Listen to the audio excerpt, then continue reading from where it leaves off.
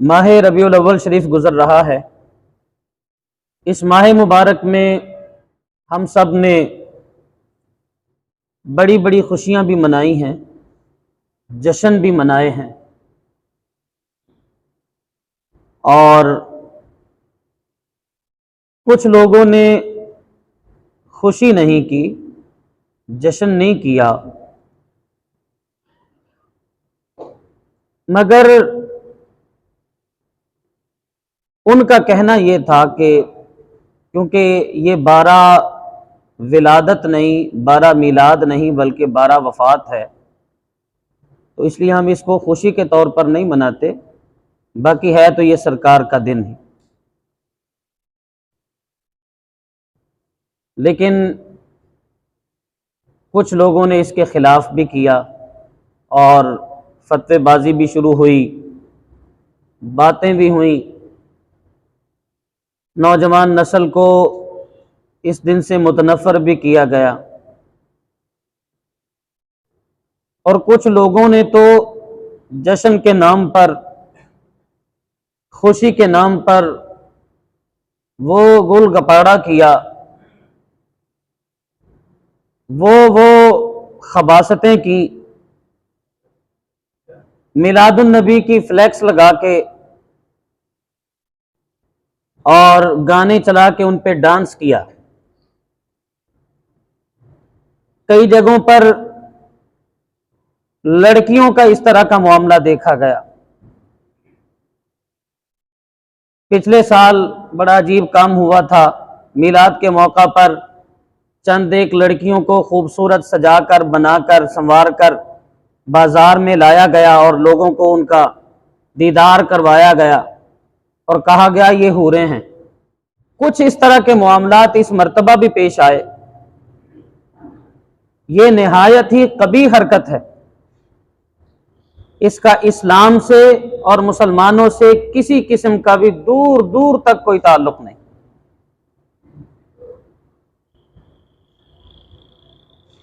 ہم اس کی پرزور مذمت بھی کرتے ہیں، اور جو لوگ اس طرح کے کام کرتے ہیں ان لوگوں کو حکومت وقت اور جو ادارے ہیں تو ایک ریکویسٹ کے طور پر ہماری اس بات کو مان لیا جائے کہ ایسے لوگوں کو پکڑ کر قرار واقعی سزا دی جائے کہ انہوں نے اسلام کا جو تشخص تھا اس کو خراب کیا، اسلام کا جو تقدس تھا اس کو خراب کیا، اور خوشی کے نام پر انہوں نے شریعت کے اندر جو چیزیں حرام تھیں، ناجائز تھیں، غلط تھیں، ان کو انہوں نے لوگوں کے سامنے لا کر پیش کیا۔ تو ایسے لوگوں کے ساتھ ہمارا کوئی تعلق نہیں، ایسے لوگوں کی حرکتوں سے ہمارا کوئی تعلق نہیں، یہ نہ ہی اہل سنت سے تعلق رکھتے ہیں اور نہ ہی ان کے کام اسلام اور مسلمانوں والے، سو ہمارا ان کے ساتھ کوئی تعلق نہیں ہے، اور ہم کو ان لوگوں کے تانے نہ دیے جائیں۔ ہمارا کام اللہ رب العزت کے کلام کے حکم پر عمل کرنا ہے اور اس کے رسول صلی اللہ علیہ وآلہ وسلم کے احکامات پر عمل کرنا ہے۔ نبی پاک علیہ الصلوۃ والسلام کی ولادت باسعادت کا دن ہمارے لیے خوشی کا دن ہے، اور آپ کا اس دنیا سے جانا یہ بھی ہمارے لیے خیر کا باعث ہے، اس دنیا میں رہنا بھی ہمارے لیے آقا کریم علیہ الصلوۃ والتسلیم کا خیر کا باعث ہے۔ اور یہ حدیث مبارکہ 2 جمعۃ مبارک پچھلے میں بیان کر چکا ہوں، اب بار بار ایک چیز کو بیان کرنا اس لیے تو ہو سکتا ہے کہ ہمارے ذہنوں میں پختہ طریقے سے یہ بات بیٹھ جائے، لیکن کچھ لوگوں کو اکتاہٹ ہونا شروع ہو جاتی ہے کہ بار بار ایک ہی حدیث کو بیان کرتے ہیں۔ بھئی ہم ایک ہی حدیث پر عمل کر کے اپنی زندگی گزار لیں، یہ بھی بڑی بات ہے۔ یہ وہ دور ہے جس دور سے ہم گزر رہے ہیں کہ جس پر آقا کریم علیہ الصلوۃ والتسلیم کی اس حدیث مبارکہ کا اطلاق ہوتا ہے۔ آقا کریم علیہ الصلوۃ والتسلیم کے ارشاد گرامی کا مفہوم ہے ایک وقت آئے گا جب میری سنت پہ عمل درآمد نہیں ہو رہا ہوگا، تو اس دور میں جب میری سنتوں کو چھوڑا جا رہا ہوگا، جو میری ایک سنت پر عمل کرے گا اللہ اس کو 100 شہیدوں کے برابر ثواب عطا فرمائے گا۔ آج ہم اس دور سے گزر رہے ہیں۔ ہم مداہنت کا شکار ہو رہے ہیں. آج اسی لیے اس موضوع کا انتخاب کیا ہے کہ ابھی تازہ تازہ ہے یہ زخم، اس کے اوپر اگر مرہم رکھ دی جائے گی اور دوا دے دی جائے گی تو امید ہے انشاءاللہ یہ زخم ٹھیک بھی ہو جائے گا اور آئندہ یہ زخم اٹھنے کا نام نہیں لے گا. ایک لفظ جو شاید آپ میں سے بہت سے لوگ پہلی مرتبہ سنیں گے، لیکن جو پڑھے لکھے احباب ہیں، سیانے افراد ہیں، ذی شعور ہیں، ان کو ان الفاظ کے بارے میں بہت اچھے طریقے سے معلوم ہوتا ہے. لیکن ہماری نوجوان نسل کو چونکہ اردو کے ساتھ شغف ہی نہیں رہا، تو اب کیا کیا جائے. ایک لفظ ہے مداہنت. کیا؟ مداہنت یہ لفظ ہے. مداہنت کہتے ہیں نرمی کو. کسے کہتے ہیں؟ نرمی کو. اور شریعت میں مداہنت یہ ہے کہ اپنی دنیا کی خاطر دین کے احکام میں خلاف شرع نرمی برتنا، اسے کہتے ہیں مداہنت. اب یہ جو نرمی اور مداہنت ہے یہ بہت سارے طریقوں سے ہو سکتی ہے جو ہمارے ہاں چل رہی ہے. خاص طور پر جو آدمی آپ کی خدمت کرتا ہے، آپ کو ڈونیشن دیتا ہے، آپ کی ہیلپ کرتا ہے، جب وہ کوئی غلط کام کر رہا ہو، خلاف شریعت کام کر رہا ہو، تو آپ اس کو روک نہیں سکتے، وگرنہ آپ کے ذہن میں سیدھی سی بات یہ آئے گی کہ میری یہ ڈونیشن روک دے گا، میری خدمت نہیں کرے گا. اگر میں نے اس کو سچ بات کہہ دی، اس کو کڑوی لگے گی، یہ غصہ کرے گا اور آگے سے مجھے تانا دے گا، اور میں تینوں دیندا رہا، تو میرے کو لے لے کھاندا رہا، میں تیرے گھر والوں دا خیال رکھیا، تیرے بچیاں نو نوکری دلوائی، تینوں گھر دا سارا گھر پورا کیتا، میں اج تو سانوں ہی گلاں کرن لگ پے. اس کو کہتے ہیں مداہنت. یہ شریعت میں بڑی سختی سے منع کی گئی. نرمی نہیں ہو سکتی خلاف شریعت کام میں. چلے میں مثال دیتا ہوں. یہ جو ہمارا مینار بنا، اس مینار کی ابتدا سے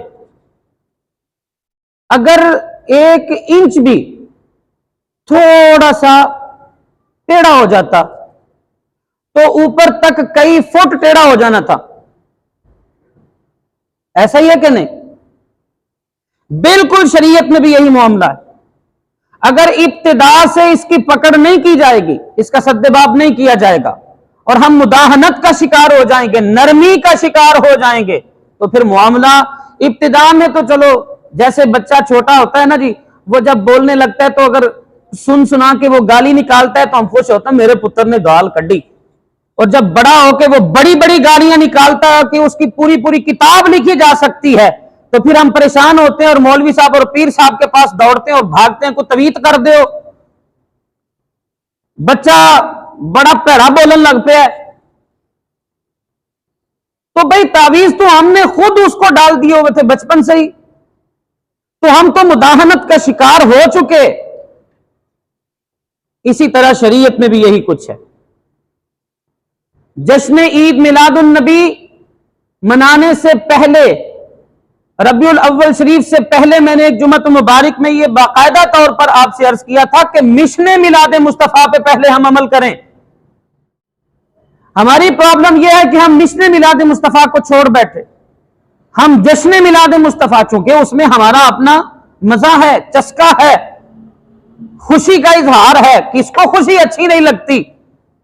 جب کوئی پیسہ خرچتا ہے اس کو تعریف کے جب پل باندھ دیے جاتے ہیں، کس کو اچھے نہیں لگتے ہیں؟ مگر جس مقصد کے لیے، جس مشن کو لے کر ہمارے آقا اس دنیا میں تشریف لائے، اس مشن کو کس نے لے کے چلنا تھا؟ قرآن کہتا ہے کنتم خیر امت اخرجت للناس.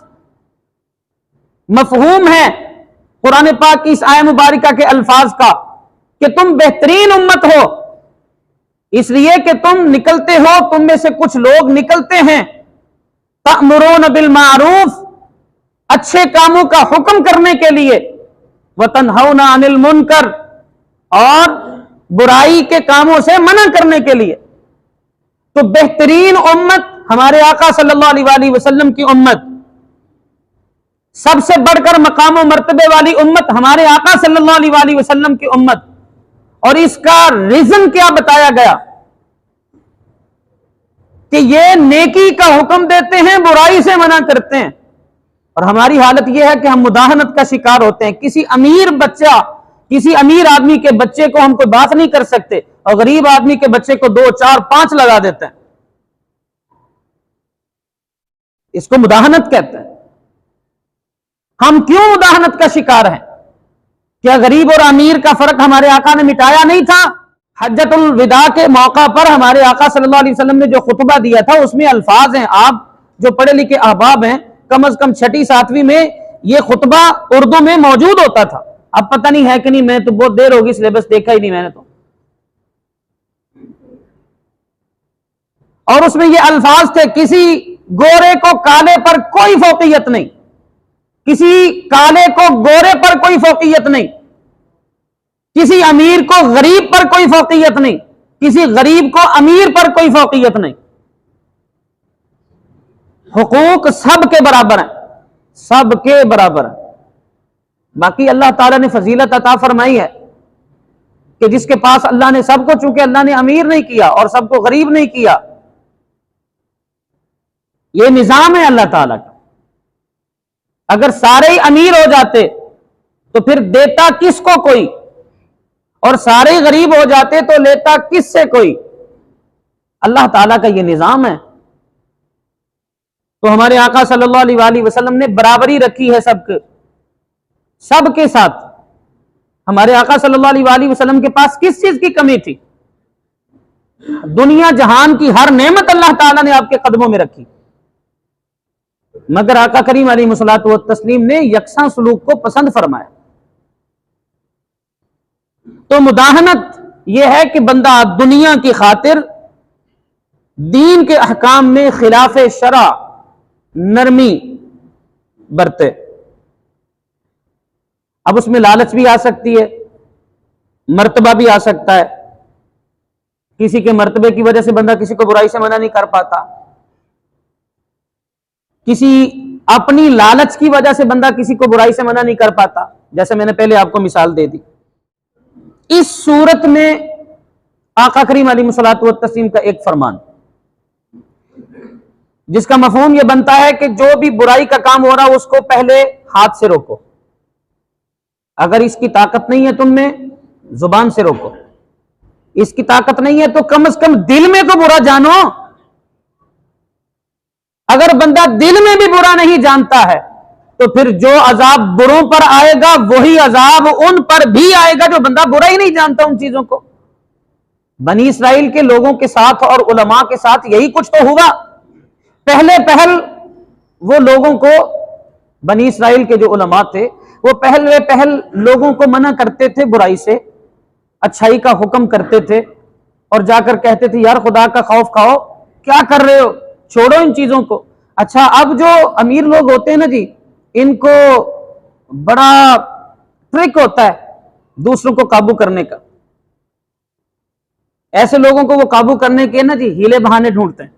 علماء کو اور جو دین کا کام کرنے والے ہیں ان کو ہوشیار رہنا چاہیے۔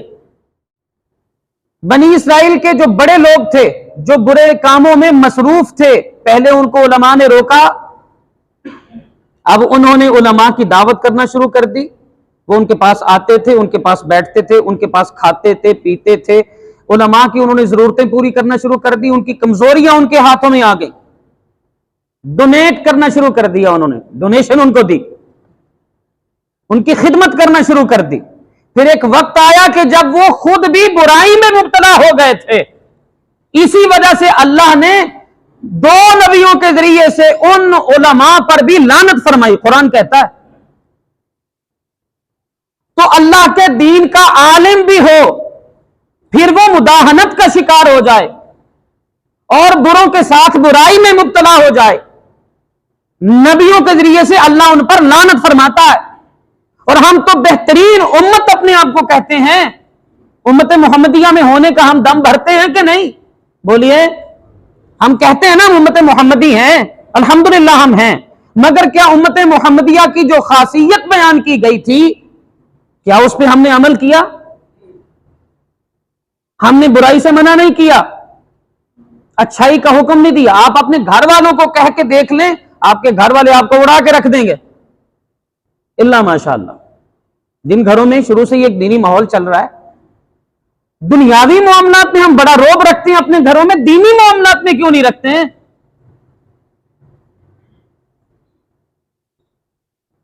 جو ہماری فیلڈ ہے نا جی علماء کی، ہمارا کام ہے کہ ہم آپ کو ایک چیز بتائیں کہ یہ غلط ہے، یہ ٹھیک ہے. عمل کروانا اس وقت ہے جب علماء کے ہاتھ میں پاور ہو اور ڈنڈا ہو. اب جس کے ہاتھ میں پاور ہے، حکمرانی ہے، مرتبہ ہے، مقام ہے، اس کا حق بنتا ہے کہ وہ جا کر عمل کروائے. اب ہمارے پاس تو جو پاور ہے ہم اس کو پوری کوشش کر رہے ہیں. کتنی ہی چیزوں کا سامنا ہمیں کرنا پڑتا ہے، کتنی دھمکیوں کا سامنا ہمیں کرنا پڑتا ہے، لیکن سچی بات یہ ہے پہلے ہمیں بھی پریشانی ہوتی تھی، لیکن جب سے حدیث مبارکہ میں خوشخبری پڑی ہے پریشانی ختم ہو گئی. کہ اللہ کا شکر ہے کہ اللہ نے ہمیں اپنی فیلڈ کے لیے چنا، اپنے کام کے لیے چنا. وہ بندہ بڑا خوش قسمت ہوتا ہے. ہمارے بزرگ فرمایا کرتے تھے مالکاں نوں نوکراں دی کمی نہیں ہوندی، یہ تو مالک کی مرضی ہے کہ اس نے ہمیں اپنا نوکر رکھا. وگرنہ مالکوں کو کوئی کمی ہوتی ہے نوکروں کی؟ وہ جس کو چاہیں اپنا نوکر رکھ لیں. کتے کو بھی 2-3 وقت کی روٹی اگر ڈال دینا تو وہ بھی دم ہلاتا ہلاتا پیچھے آتا ہے، اور اگر جس نے اس کو روٹی ڈالی ہو وہ اگر اس کو کوئی کچھ کہنا چاہے اس کے اوپر بھونکنا شروع ہو جاتا ہے. اور ہم اللہ رب العزت کے دیے ہوئے رزق کو کھائے جا رہے ہیں، ٹھونسے جا رہے ہیں، پھٹنے کو آ گئے ہیں، پھر بھی اس کے باوجود اللہ کے حکم پر عمل نہیں کر رہے ہیں.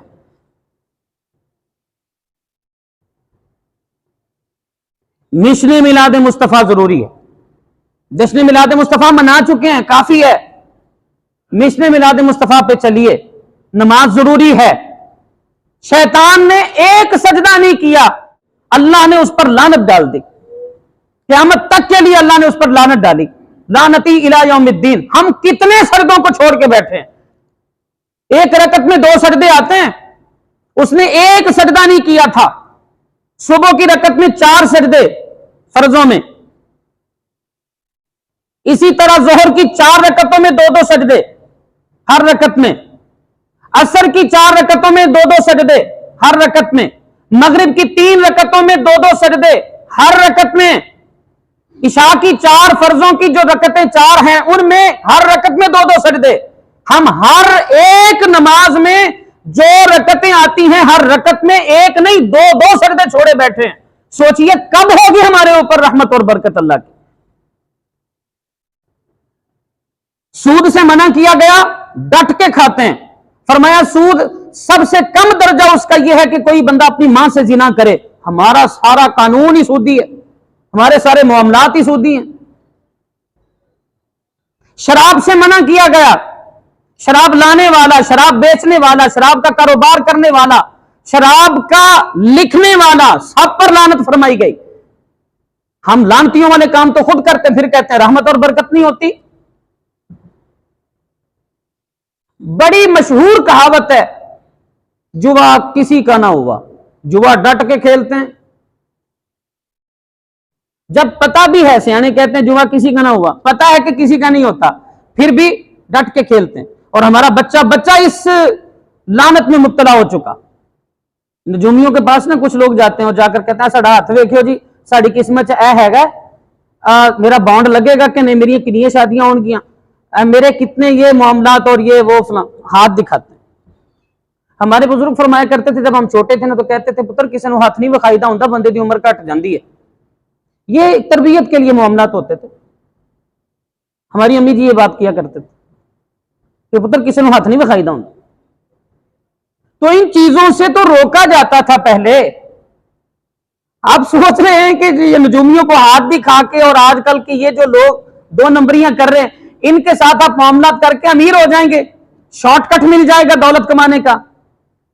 اگر اتنے شارٹ کٹ دولت کمانا یہ شارٹ کٹ سے ہو جاتا اور اتنا سب کچھ شارٹ کٹ سے مل جاتا، وہ بیچارے اپنی وہ چھوٹی سی جھونپڑی لگا کے تو وہ سڑکوں کے کنارے بیٹھے ہوتے یا کرائے کی دکان پہ بیٹھے ہوتے وہ بیچارے. ان کا تو اپنا پھر فیکٹریاں اور ملیں ان کی سب کی اپنی ہونی چاہیے تھی نا. ہمارے آقا صلی اللہ علیہ وآلہ وسلم کے رسالت گرامی کا مفہوم ہے جو کسی نجومی کے پاس گیا اور کسی کاہن کی بات کو مانا, یہ جو جادو وغیرہ کرتے ہیں یا ہلکا پھلکا جو بھی سسٹم ہے ان کا, تو جو ان کے پاس گیا اور ان کی بات پر یقین کر لیا, اس نے ہر اس چیز کا انکار کر دیا جو میں لے کر آیا تھا, گویا اس نے کفر کر لیا. تو ہم نا جی ان چیزوں سے بچ جائیں. یہ چیزیں میں آپ کے سامنے اس لیے رکھ رہا ہوں کہ ہم نا جی وہ میٹھا میٹھا ہابا تے کوڑا کوڑا تھو, یہ ہماری حالت ہے کہ جو خوشخبریاں ہیں نا جی ہمارے لیے ہم بڑی جلدی کوشش کرتے ہیں ان کو پک کرتے ہیں, اور جو تھوڑی سی کڑوی بات ہوتی ہے نا جی ہم کو نہیں جی نہیں مولوی دی اپنی گلاں نے, صرف انہاں دے پیٹ بھرن دے بہانے نے, یہ تو اپنے لوگوں کو کھچ دینے صرف اس واسطے اساں دی گلاں کرتے ہیں. بھائی ہمارا کام ہے آپ کو بتانا, ہم اللہ اور اس کے رسول کا حکم آپ تک پہنچا رہے ہیں. کڑوی بات ہوتی ہے مگر سچی ہوتی ہے, تو اس پر عمل کریں ہم سب مل کے. وگرنہ جیسے اوروں کے اوپر نبیوں کے ذریعے سے اللہ نے لعنت فرمائی تھی نا, آج کو نبی تو نہیں آ سکتا مگر لعنتیوں والے کام جیسے ہمارے ہو رہے ہیں, یہ بے برکتیاں, یہ جتنی بھی لعنتیں ہم پہ برس رہی ہیں, جتنے بھی ہمارے اوپر عذاب آ رہے ہیں, کبھی مہنگائی کا عذاب ہے, کبھی پیٹرول مہنگا ہو جاتا ہے, کبھی یہ بچیوں کے معاملات ہیں زیورات وغیرہ کے تو سونا مہنگا ہو جاتا ہے, کبھی ہمارے چینی مہنگی ہو جاتی ہے, آٹا مہنگا ہو جاتا ہے. قصبوں میں رہنے والے لوگ ان کو آٹے کی قلت ہو رہی ہے, سبحان اللہ. جن کی اپنی فصلیں تھیں ان کو قلت ہو رہی ہے, وہ کہہ رہے ہیں جی وہ قحط پہ گیا جی. یہ ہمارے اپنے برے اعمال کا نتیجہ ہے. تو مداہنت کا شکار مت ہوں, برائی کے کام جہاں ہو رہے ہوں وہاں پر سختی کے ساتھ روک دیں, سختی کے ساتھ روک دیں. اور اگر آپ کا بس نہ ہو, جیسے واقعی کئی جگہ ایسی ہوتی ہیں کہ جہاں پر بس نہیں چلتا بندے کا, تو کم از کم اس چیز کو برا تو ہم جانیں, کسی نہ کسی کو ایک کو گواہ بنا لیں, یار کم برا کرن رہا یار, ٹھیک ہے یار میرے کو ہمت نہیں روکن دی, مگر یار کم برا کر رہے یار, چنگا نہیں کر رہے, ظلم کر رہے یار, تو روکیں, اس کو برا جانیں. تینوں درجوں میں سے کسی ایک درجے میں ہم سب آ جائیں. اللہ رب العزت ہم سب پر اپنا فضل و کرم کرے اور ہم سب کو مداہنت سے اللہ تعالیٰ بچائے. یعنی شریعت میں جو نرمی ہم کرتے ہیں نا, شرعی احکام میں نرمی کرتے ہیں, ان سے اللہ تعالیٰ ہم سب کو بچائے, اور جو اصل احکامات ہیں اللہ تعالیٰ ان پہ عمل کر کے ہم سب کو اپنی زندگیاں گزارنے کی توفیق عطا فرمائے. اللہ رب العزت ہم سب پر اپنا فضل و کرم فرمائے. وما علینا الا البلاغ المبین. سنت ادا کر دیجیے.